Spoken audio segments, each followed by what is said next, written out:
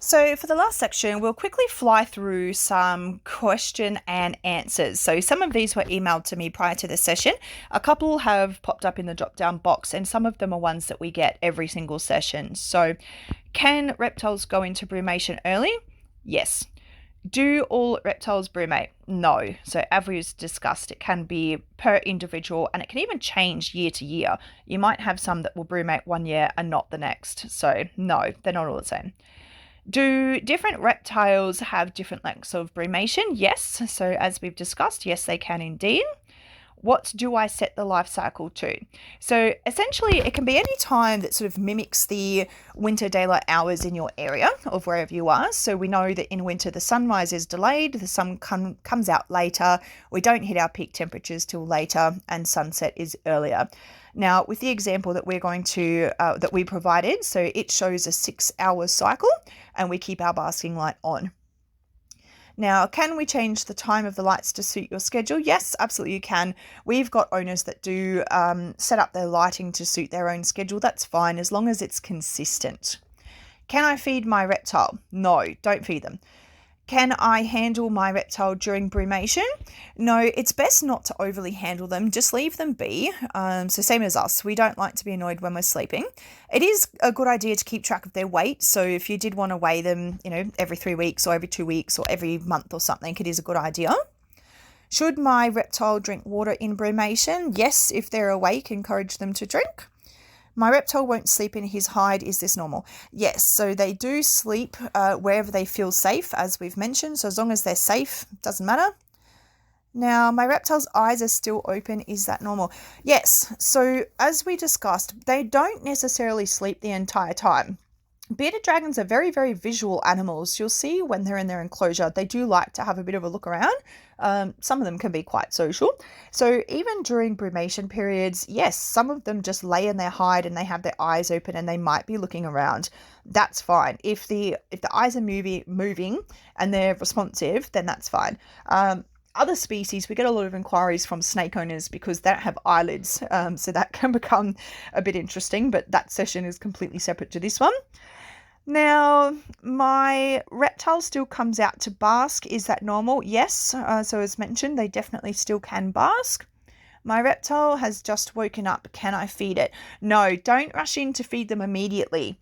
This ties back into the first question above. So some of them don't actually just wake up and stay awake. It can be a gradual process. So they might come out a day or two here or there. I always say make sure your reptile has been back up and showing normal behavior for at least a week, and then you can go ahead and feed. So do I have to run a winter light cycle? No, look, you don't have to. At the end of the day, nobody can tell you what to do, so there's no have to. But it is a good idea to be a conscious owner and a responsible owner. So knowing what's normal for the species, knowing what's normal to your animal, knowing and becoming familiar with things that they do. As we have already discussed quite a number of times, sometimes you're going to have no control at all. If your animal's going to brumate, it's going to brumate. My reptile looks dehydrated and is losing weight in brumation. Is this normal? No. So remembering that brumation is a period of dormancy or static. We spoke about static and stationary. So it's a constant state. They shouldn't be losing large amounts of weight. They really shouldn't be getting too dehydrated. If your bearded dragon is losing weight when brumating, you need to go to a vet. Don't try all these home remedies and start giving it fluids and things like that. Unless you've been shown by a vet what you're doing, go to a vet. Is it true that you shouldn't brumate reptiles less than a year? Yes, so we went through this as well. If you still need information on that, just jump back to that slide. So peak growth period, try to remember that. Can I put all of my brumating reptiles into the same enclosure at the same time because they just sleep? No. This is a massive risk for disease, parasites, aggression, stress, injury, a whole range of things. So that's an absolutely categorical no.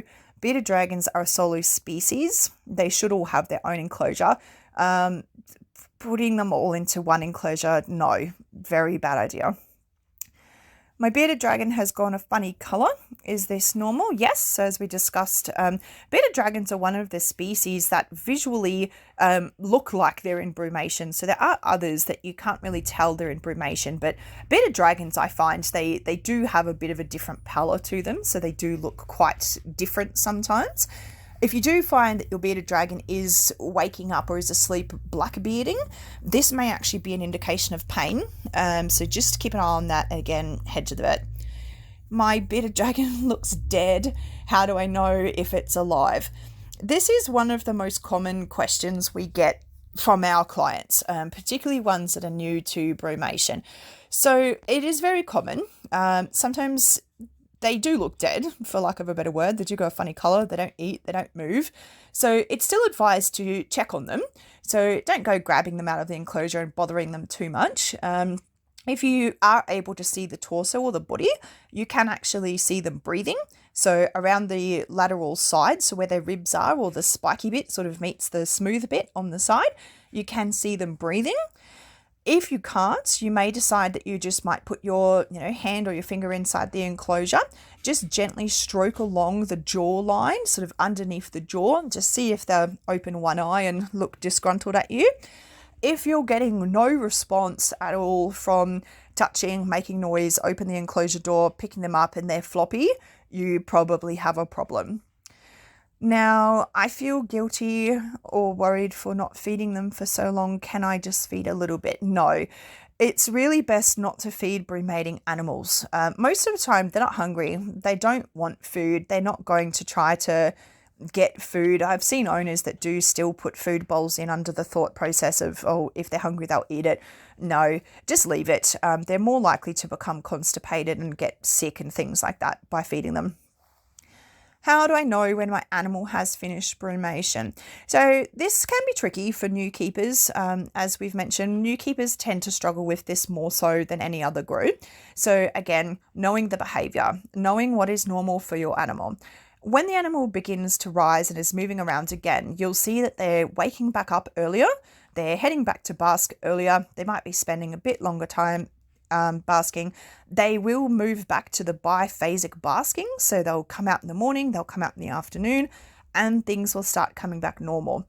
Often you'll actually see, we get a lot of owners asking about glass surfing and running around enclosures. So they get a big burst of energy and they're running around and they're pouring at the glass, and I've seen all sorts of funny things as to why owners think this is, but usually it can be a hormonal response. So remember that when they're coming out of brumation, they're also heading into peak breeding season. So keep that in mind. The other thing is if you have held off feeding them for a little while, might be time to feed them. Also notice that they'll probably do a few big poos after brumation. That's a good thing. And yeah, really just knowing their behavior is when you're going to know. My reptile won't wake up and we're in spring. Head to a vet straight away. Number of reasons for this. If your reptile typically brumates for a month and it sleeps solidly for a month and now it's slept for 3, you have a problem. If it's your first brumation and we notice that they went down in April and it's now September, you really need to be at a vet.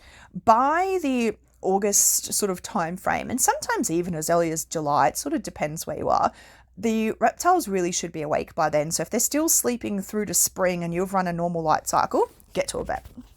Hey Ethan, thanks for the question. That is actually a really, really great question. We did have a separate session to this specifically just for breeders only. So I might actually send you that. But no, not at all. Absolutely love breeders. Without breeders, we don't have bearded dragons. So the main differentiation really that I like to sort of put across when I'm talking to owners as well as buyers is looking into the differences between your ethical and good quality breeders versus your unethical and poor quality breeders. So obviously we've got those people that are the, but I've always, like we've touched on. And then we've got some that just genuinely don't know and they are interested in bettering their husbandry and their information. I think where the problem comes in is we're sort of touching back onto the hormones and care advice and care sheets that we've gone through. There are still a lot of breeders who will pass forward information to clients that is wrong. Now, we're not just talking a little bit wrong, we're talking it's very, very wrong. So the part we won't, put publicly, but we've touched on lightly, is the Southeast Queensland breeder. So we'll always make steps to reach out to a breeder privately and just say, hey guys, like, we've noticed an issue. We've got 7 different clients. They're all over different areas. They've all got coccidia, or, with sunshine virus snakes, for example, same thing. We'll always reach out to them privately to let them know, because again, maybe they don't know, they have no idea. So it more so comes down to, what do they do with that information once it's been given to them? And something that I do really try to push is that you are making money off the animal.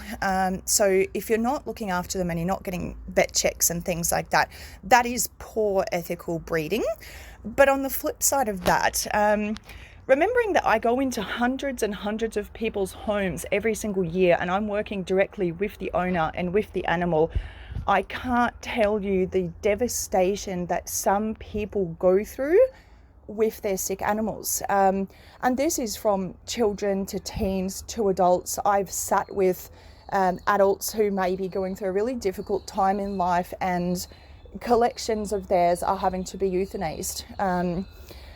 It's one of these things, I guess, until you've sat in the room with the owners that you're selling to, with them while their animals are being euthanized, or telling them that there really is no quality of life there, and then they're reaching back to the breeder who doesn't give a hoot, that's a problem. But never, ever, ever will we ever, have any bad things to say about a breeder who might reach out and say, hey, I'm just not sure about this, or is there something I can improve? Great. That's exactly what people need. So it's just sort of more these stick in the muds of I've always. So hope that helps. But no, we absolutely love breeders. We have a pretty 50-50 equal mix of clients we work with that are private owners versus the other half who are breeders. So just remembering too, when you're selling somebody an animal, you are selling your brand name and reputation. So you should also just be looking after that for your own self.